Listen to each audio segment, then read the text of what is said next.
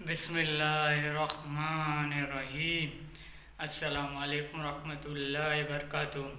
آج آپ لوگوں کو یہ حدیث سناؤں گا۔ کتاب میں لکھا ہے، حدیث میں لکھا ہے، گناہوں سے عقل متاثر ہوتا ہے۔ جب آدمی گناہ کرتا ہے تو سب سے پہلے اس کا گناہ کا اثر اس کا عقل پر ہوتا ہے، اسے کم عقلی کا کام کرتا ہے، کسی کا خیال میں بھی نہیں ہوتا ہے۔ انسان ایسی کر سکتا ہے جو سمجھ بوجھ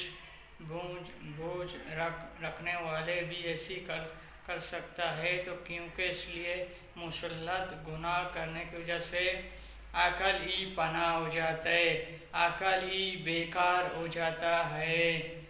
جو بندہ گناہ کرے گا اللہ رب العزت اس کا عقل کو چھین لے گا۔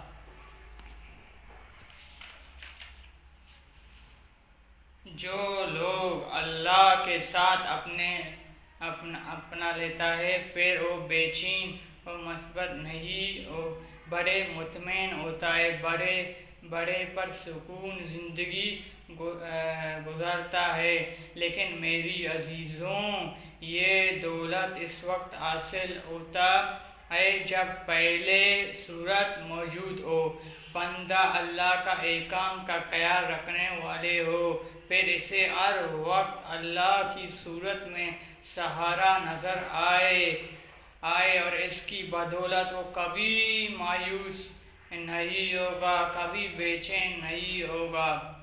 یہ حدیث تھا گناہوں کے بارے۔ جو بندہ گناہ کرے گا اللہ پاک اس کا عقل چھینے گا۔ انشاءاللہ اگلے حدیث آپ لوگوں کو پڑھاؤں گا۔ ابھی مجھے اجازت دیجیے، پھر انشاءاللہ ملاقات کریں گے۔